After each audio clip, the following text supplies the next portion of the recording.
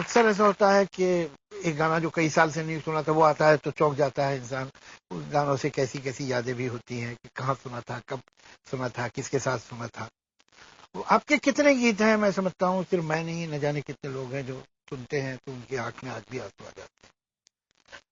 मेरा एक तजुर्बा एज अ राइटर ये है कि जो मैंने आज से 10 साल पहले लिखा या 15 साल पहले लिखा, अब जब मैं उसे खुद पढ़ता हूँ या सुनता हूँ तो मुझे ऐसा लगता है कि अच्छा मैंने लिखा था, वो मेरा जो रिश्ता है उससे खत्म हो गया। वो एक ऐसा किसी और ने भी लिखा होगा ऐसा लगता है। और खुद हैरत होती है, अच्छा है तो अच्छा लगता है, बुरा है तो बुरा लगता है।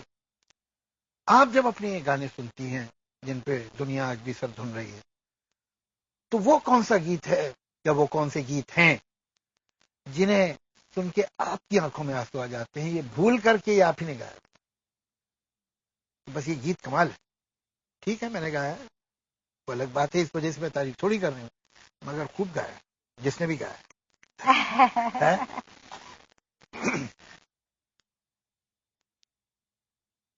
ऐसे गाने बहुत सारे हैं, पर मैं मेरे गाने बहुत कम सुनती हूँ। फिर तो सुनती ही नहीं होंगी गाने, फिर बचे मैं, क्या? मैं वाकई सुनती नहीं हूँ, पर मेरे कुछ नॉन फिल्म रिकॉर्ड्स हैं जो मैं कभी कभी सुनती हूँ। जैसे मीरा भजन है मेरे, और चला वही देश, हृदय जी के, और मराठी के हैं ज्ञानेश्वरी है। तो वो गाने, एक तो उसके बोल ओरिजिनल हैं तो वो अच्छे ही हैं, और उसका जो ट्यून है और जो गाए गए हैं वो मुझे वाकई अच्छे लगते हैं। फिल्मों के गानों में ऐसे गाने हैं जो, पर फिल्मों के गानों में मैं आपको सच्ची बात कहूँ कि कई मर्तबा गाने से भी ज्यादा मुझे बोल अट्रैक्ट करते हैं। अगर अच्छी शायरी हो तो मुझे बहुत अच्छा लगता है, और उस पर वाकई मुझे आंखों में पानी आता है। ऐसे कई गाने हैं। अब तो आपका वही गाना था, आपने तो पंडित जवाहरलाल नेहरू को रुला दिया था, ऐ मेरे वतन के लोगों, और आज भी सुनता आदमी तो रोंगटे खड़े हो जाते हैं, कोई शक ही नहीं। तो चलिए, अब आपने गाने के बोलों को इतनी इम्पोर्टेंस दी तो मुझे तो खुशी होगी एज अ राइटर, और बड़े बड़े राइटर्स ने लिखा है आपके लिए, तो कुछ उनके बारे में बताइए। साहिर साहब, मजरू, शैलेंद्र जी, राजेंद्र कृष्ण, एक बड़ी लंबी लिस्ट है। उस जमाने कैफी साहब, जिन्होंने बड़े अच्छे अच्छे गाने बहुत लिखे अच्छे हैं। गाने। तो इनके इनसे मेरी मुलाकात बहुत कम होती थी। अच्छा। क्योंकि वो आते नहीं थे, गाने लिख के दे देते थे जी। कैफी साहब 2-3 बार मुझे मिले हैं जी, और मुझसे वो बहुत प्यार करते थे जी, बहुत प्यार से सर पे हाथ रख के बात करते थे। और बाकी साहिर साहब, क्योंकि हमारे डॉक्टर साहब जहाँ रहते थे वहीं साहिर साहब रहते थे, तो मैं वहाँ जाती थी तो कई मर्तबा उनसे मुलाकात होती थी, और वो हृदयनाथ से मिलने आते थे कभी कभी।